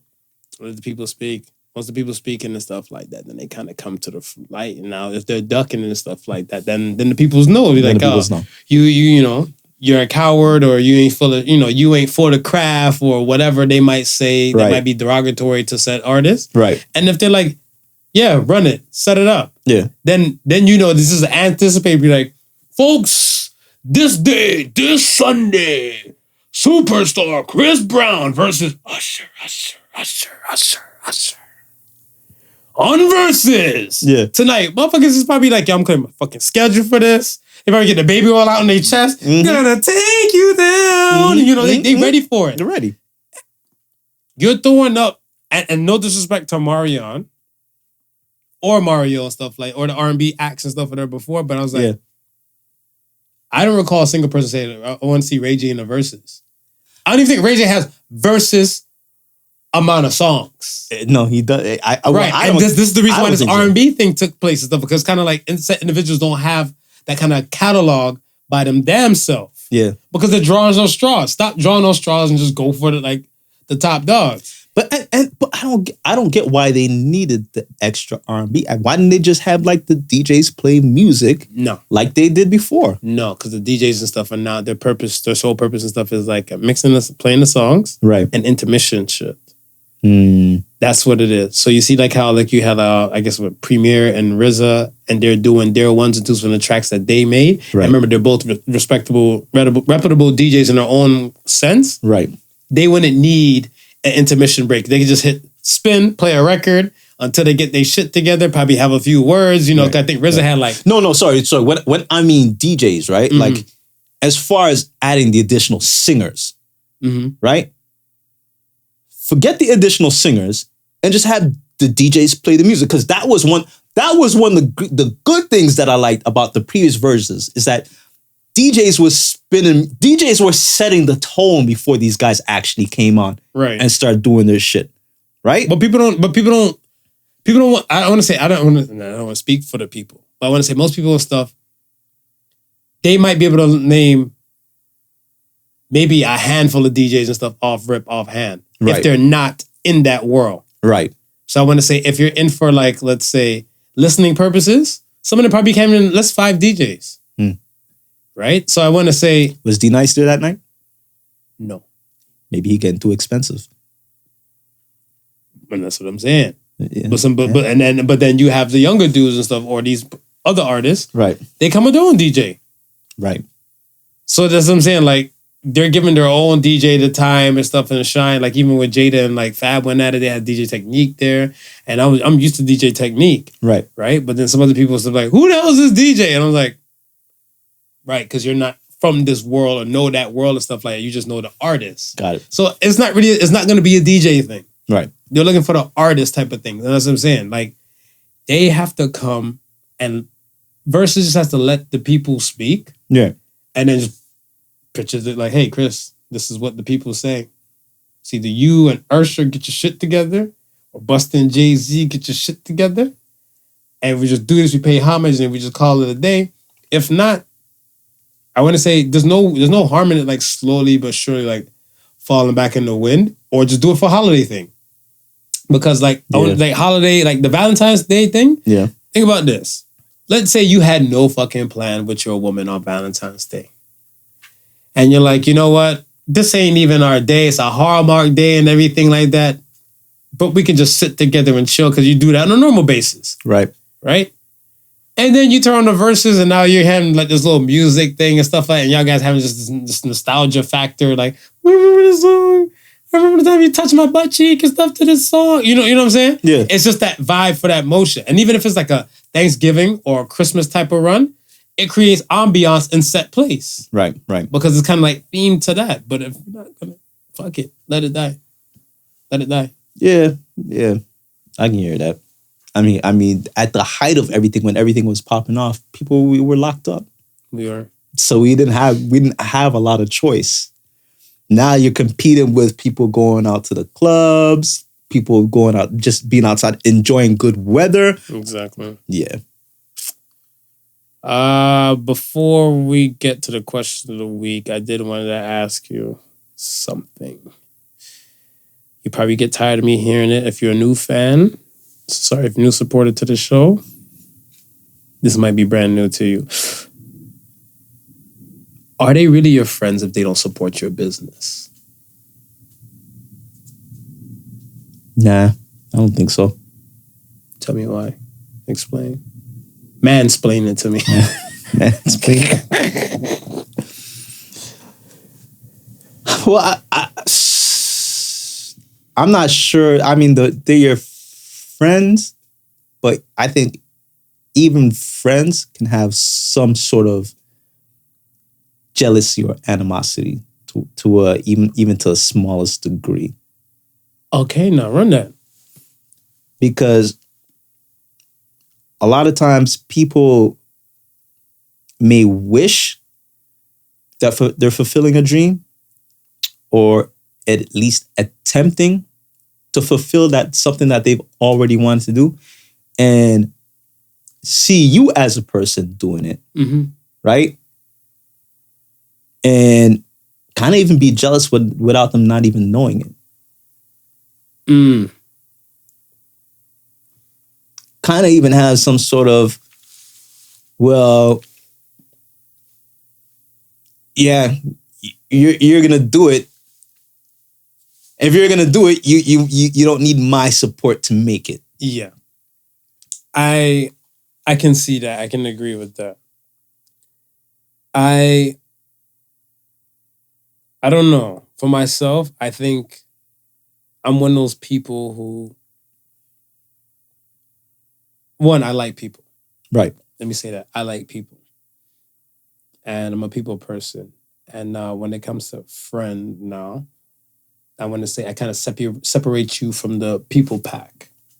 Right. So I want to say the population stuff is just people. Like there's Marv and then there's people. Right. But now the regular population of people gets separated by like friends and family. You know what I'm saying? Friends, family, and loved ones. Yeah. And now from there, I tend to hone in and stuff, whatever, like who gets more of my energy and time and etc. Right. Right. If you're in that friends, family, loved one aspect, if I feel like it's, to me, if I feel like it's not even just a jealousy type of thing, but I feel like if it's a fulfillment thing that you're doing, from your side, from whatever business you're doing, right, I'm for it. Yeah. I'm for it. Yeah.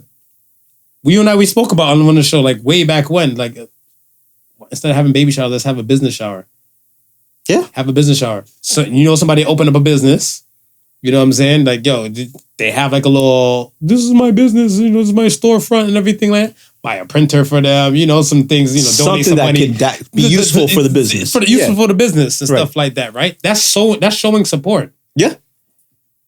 Even with us, we have a free podcast. Yeah. Free, not fee yet.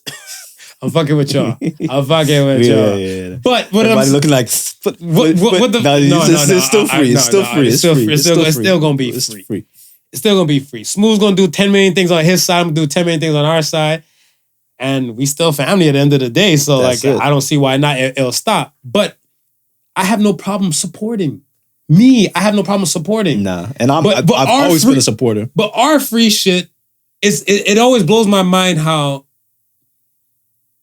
somebody who has a podcast, not you in general, but the person knows somebody who has a podcast. Right. But then they want to promote someone else shit who's already making multi-millions. I'm not even willing to buy them a bottle in the club. Like if you promote, I like $1 Million Game. From the commercials that I see, I have yet to watch an episode of $1 Million Game. Yeah. Or hear an episode of stuff of certain podcasts because I'm fixated on ours. Right. But it seems very, very interesting. And that Wallow guy, he seems passionate about whatever he's talking about. Yes. Sometimes when I see him, I'm like, damn, I should check this shit out whenever I have some free time. When I have free time, it's for my woman, my kid, my sleep. Yeah. You know what I'm saying? Yeah. I was looking at I have no problem and stuff like getting behind that. But I was like, okay, Me set random person. I don't know Hollow. Mhm. I don't know Gilly the Kid. But I just cracked jokes with Marv. Or I just had a deep ass conversation with Smooth. Right. Or I dapped Smooth. I dapped him, physically touched him. Right. And I know they have a podcast, but yet I'm going to put up a commercial clip for what Gilly said. Because I'm going to make Gilly more richer instead of making my friend rich. You know what I hear more or see more than a little support? What's that? You need me on your podcast.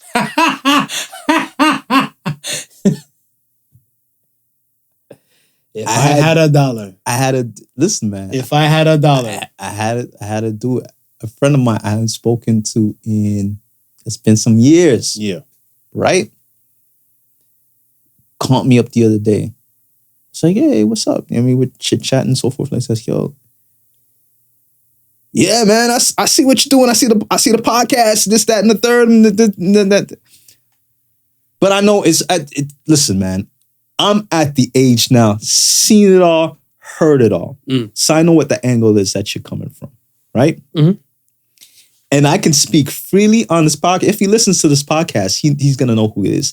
But I have the faith that he's not even going to listen to this podcast to even hear what I'm going to say. Right? Correct. Tell me about this and that. Yeah, I see what you're doing with the pod, this, that, and the third, and this, that, and this. You want to get your numbers up, though. You need me on the podcast. I'm like, motherfucker, if you're so confident in your ability, start your own podcast. I should start saying that.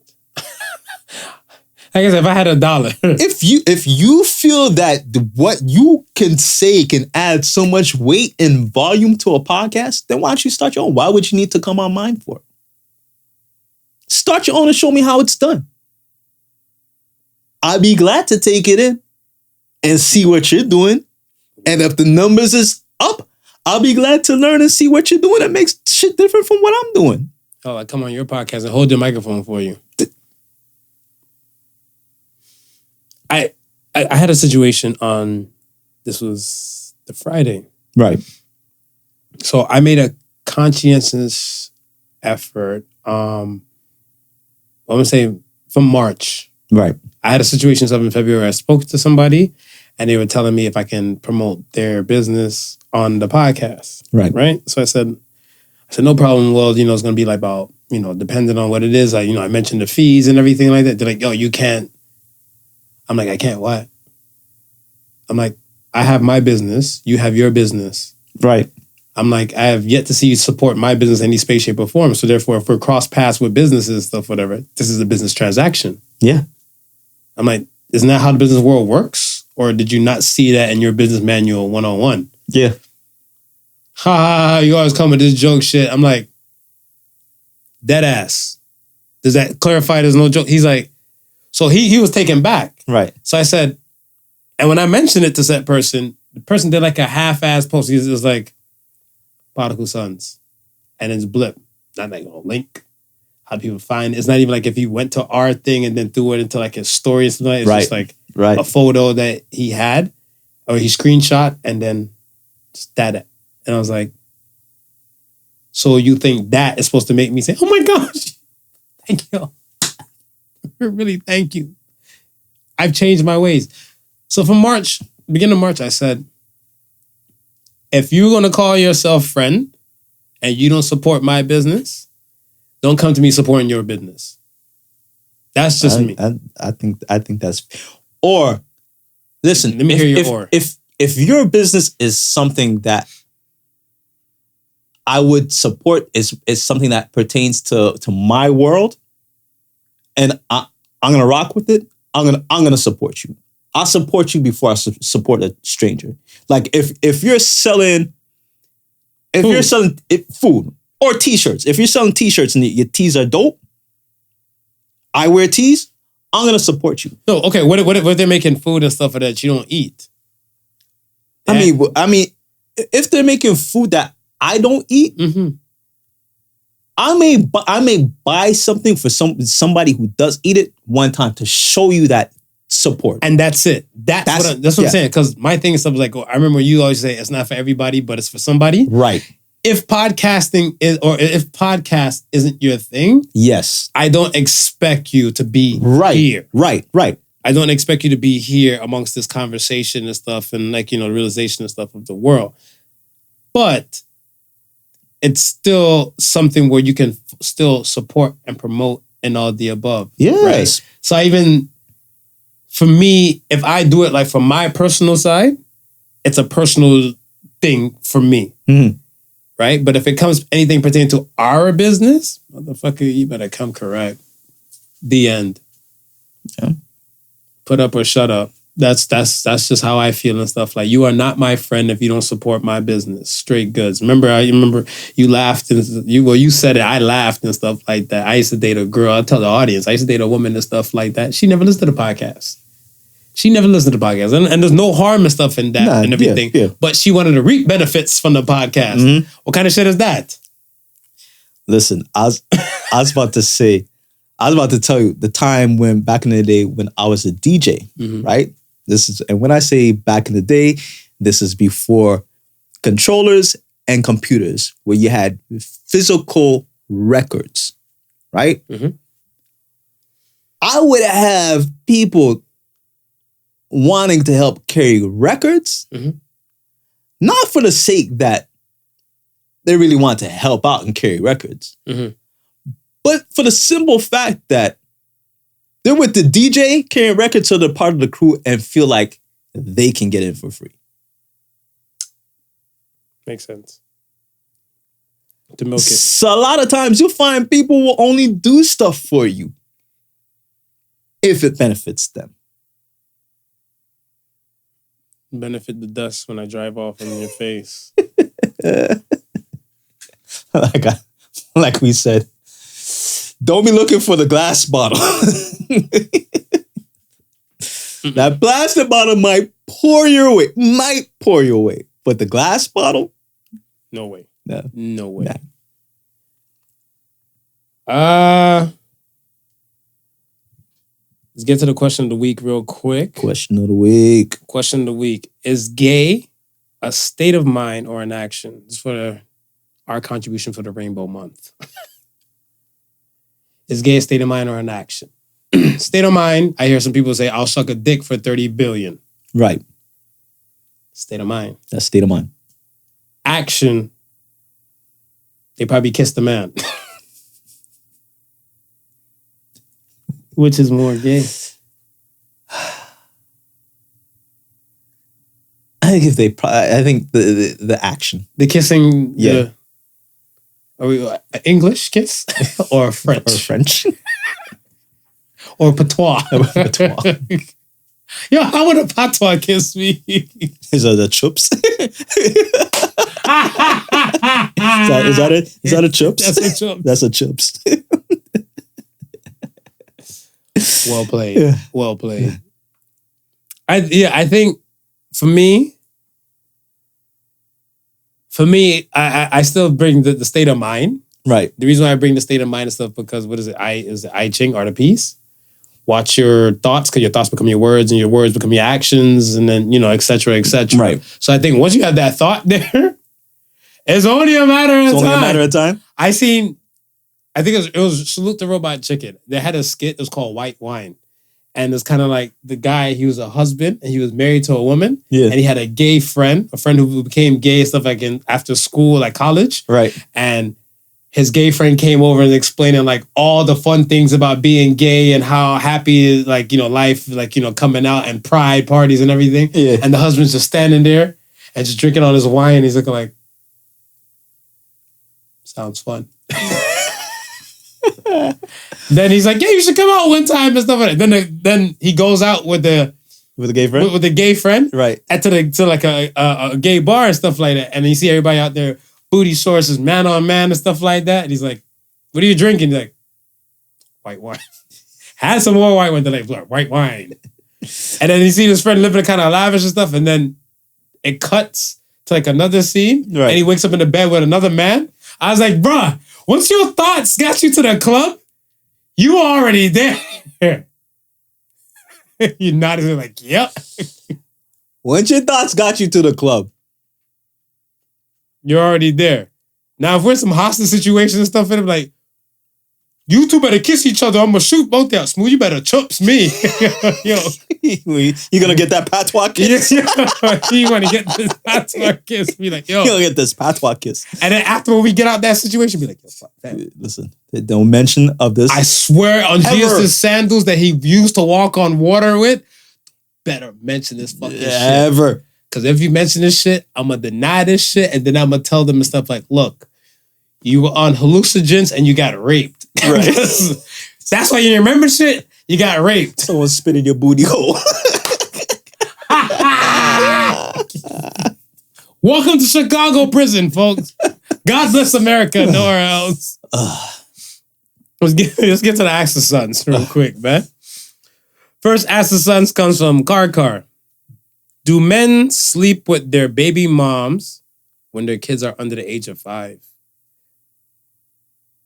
I feel like men, a good portion of men, they would. Yeah. I didn't because my situation, me, and when I'm done, I'm done. Right. What do you think?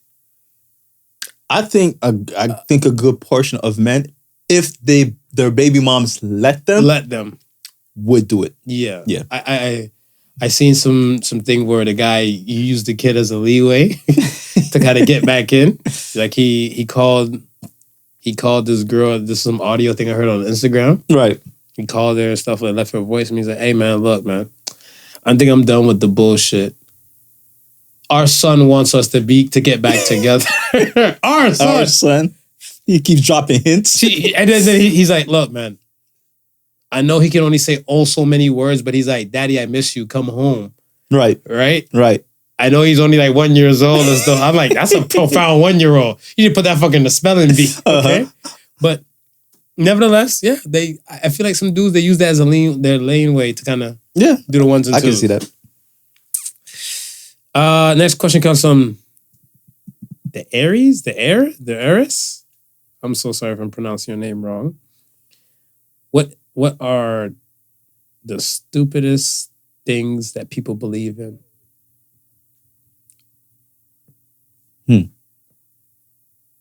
This is for Jamaican folk, my West Indies folk. West Indies, walking in the fucking house backwards at late night. You believe in that shit? Walking the house backwards. Because they like so ghosts don't follow you inside your house? I haven't heard that one in a minute. Yeah, there's still dumbasses that believe in that shit. I haven't. There's dumbasses in the family that believes in it. Really? Still to this day? I'll tell you off camera who the fuck is who. This day? To this day. You know what's so funny? Ghosts will probably stand up and like watching them like, y'all really believe that shit works? Yeah, like get in the house so I can follow you. I was like, miss me with that shit. What you got? Stupid things people believe in? Don't say COVID. You can do a rapid test for that. I know in you. I don't trust you. I took the words right out of my mouth. I'm like, I watch you. I'm hip. The animals have no clue of what you're doing. Right? Yeah. They know. They ain't stupid. Especially those damn cats we've been talking about. They know. Cats, dogs and stuff too. I mean, one day I'll tell you the story. You gonna tell me the story? I'll tell you the story after. But it's a dog currently in my life right now. That's all I have to say. Okay. All right. But I know, Salem, may his soul rest in peace. I know Salem did some blocking back in the day too. Yeah. Cats are dicks. Yeah. Preventing dicks. I say, I'm like, hey, this won't be the only pussy I kill in here. Like, get away from the damn punk ass cat. R.I.P. Salem. Last question comes from Duke D. God. What phobia have you managed to overcome? You know what? I probably still do have a little bit of arachnophobia. A word?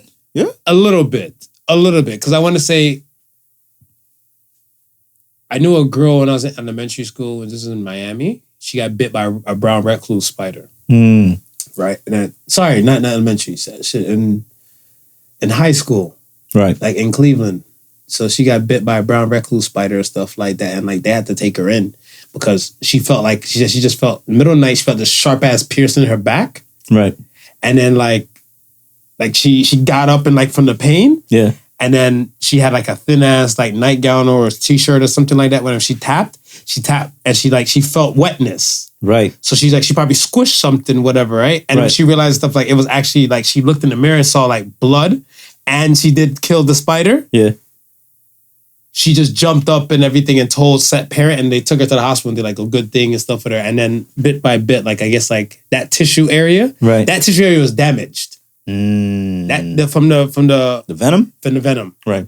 That tissue area was damaged, but most of the area stuff was localized and was able to like say, so she has like this dark spot like on a part on her back. Got it. And I was like, shit. So I seen one thing one time, like, oh, look at that black spider. I'm like, that shit look kind of different. And when I hear people, first thing come to my mind is black widows. That how black widows kill. Yeah. I've got over that shit. I just kill every fucking spider I see in sight. Smash every. Only spider don't kill a spider, man. I'd probably say darkness. You still have fear of darkness? No. As kids? As a child, I had a fear of darkness. And I live in darkness now too. I used to run. Like, and my mom like, turn off the kitchen light. Yeah. And like, whew, track star moment. And go. Oh, the fuck out of there.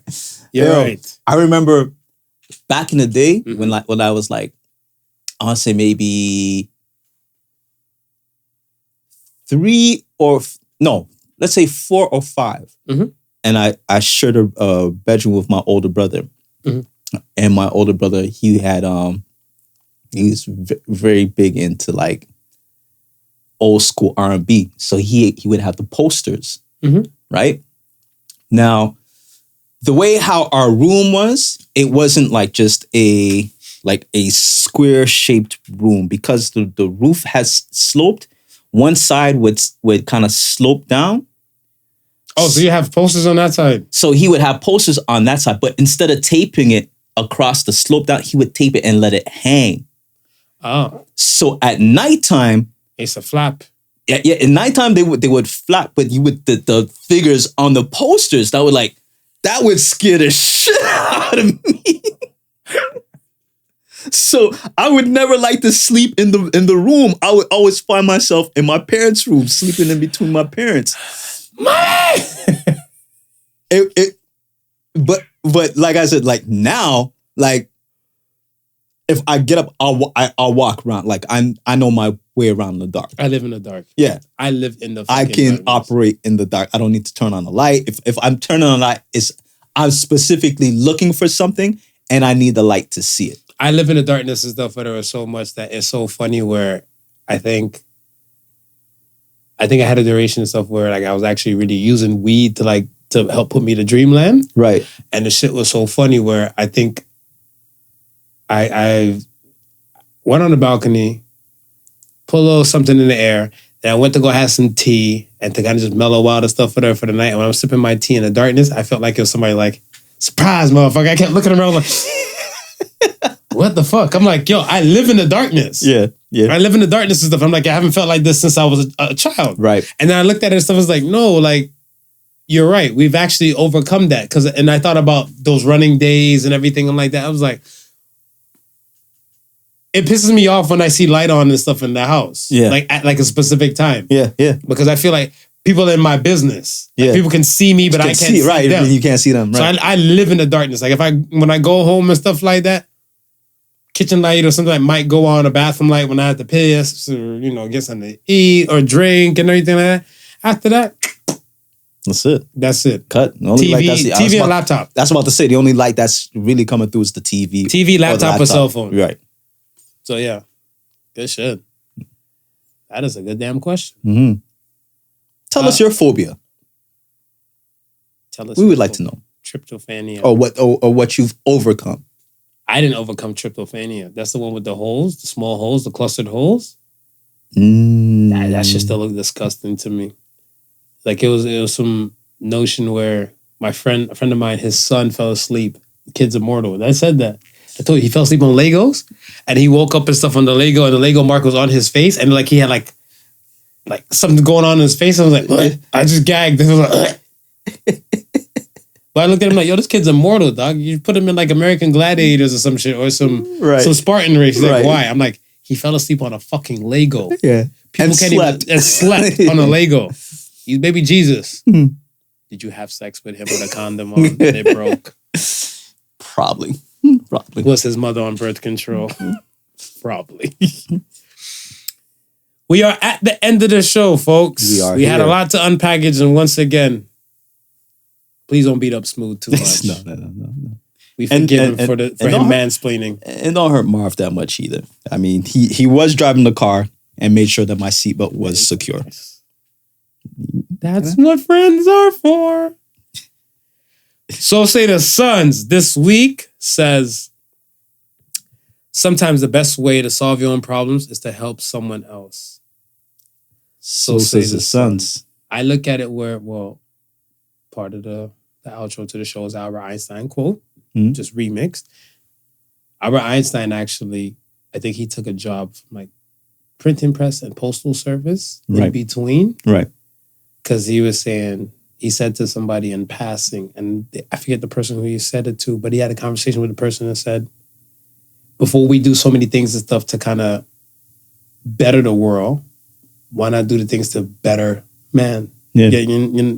Yeah. Man and humans and stuff like that, right? Because it's still us together. But the illest thing about that, you bettering your fellow man actually betters the world.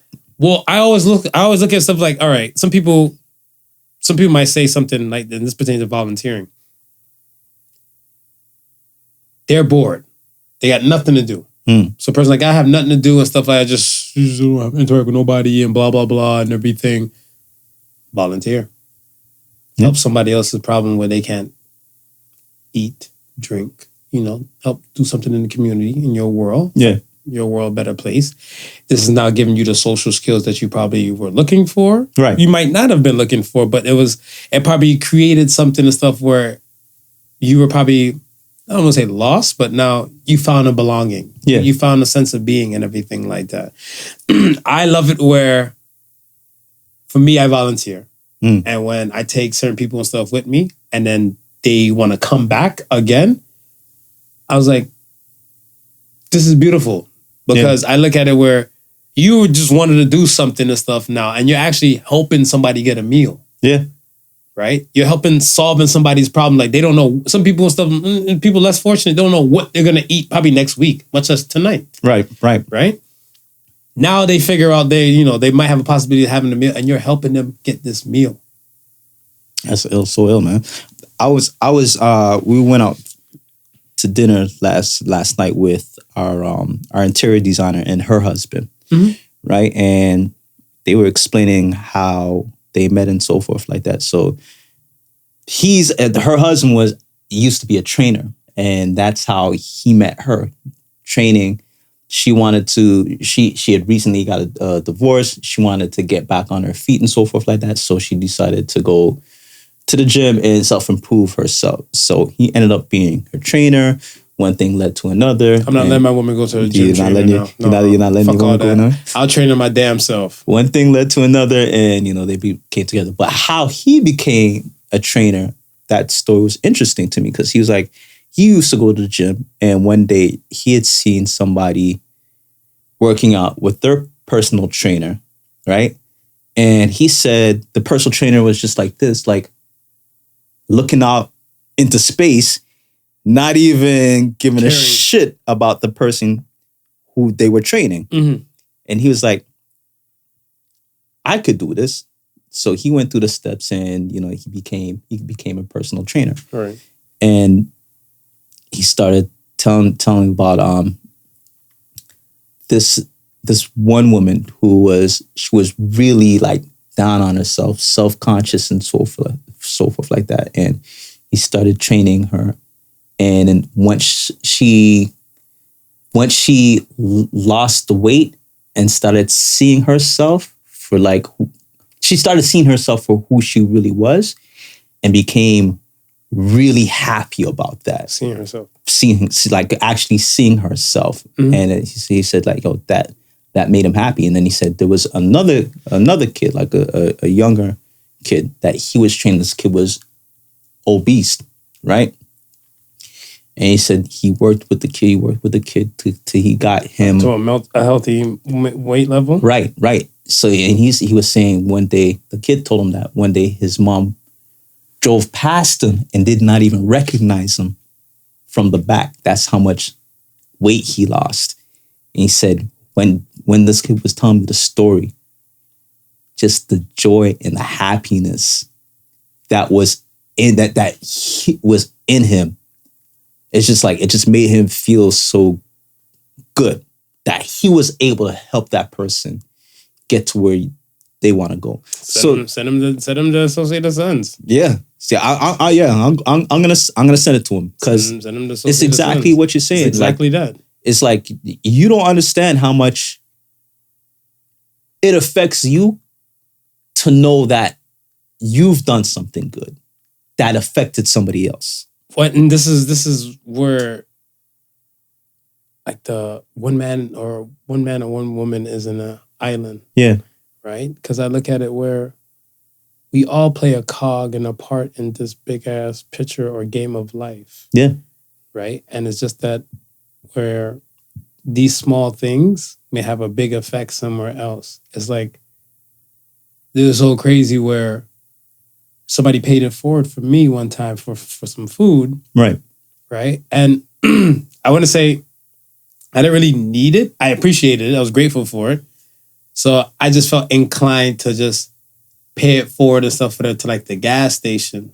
So like the dude paid for my meal and then I had to go to the gas station after that, go get some gas. Yeah. So I got some gas to pay with cash and everything. Let's say I probably put like $40 in the tank or some shit like that I need to. Or I was trying to, put 40, broke a 50, and I had a 10 left. And then the person was waiting to get up to the pump. So when I pulled up and stuff and I still had the 10 in my hand, I didn't pull off fully. And the guy was like, I gave the guy the 10. So I'm like, yo, take the 10. He's like, what for? I'm like, put it towards your gas tank so you're going to pump gas and stuff like that. The guy, he said, can I hug you? And he's a South Asian dude. So when I get said, we're not racist here. Yeah. He's like, can I hug you? I'm like, sure, I'm a hugger. I hugged him and stuff for there. The guy said, bro, all I had to put in the tank and stuff was 15 until payday. All I had on me was $18. So I said, well, now you had 28, and at least you have that. And then I went in my pocket and I gave him like 2 toonies and shit like that. And the guy said, no. He's like, you done enough. Yeah. He said, you done enough. Yeah. And then he said something. He's like, you walk with good spirit or good faith and stuff, whatever, with you and everything like that. I'm like, right. Sounds powerful. Don't understand it, but I'll take it. Yeah. And I just dipped off. Yeah. Right. So it's those things. It's those things and stuff where it's not always about you. No. But if it's to help someone else, it will still kind of help you. Yeah. In some shape or form. Yeah. So yeah, that part. Now on that note, it's a wrap. Once again, thank you for listening. Welcome and thank you for listening to Podical Sons. Mansplaining 4.0. Nah, folks, once again, thank you for listening to Podical Sons. Remember the difference between genius and stupidity is that genius has its limits. Peace and love, y'all. Peace. The Podical Sons was not your average Joseph and Sofa King Marvelous.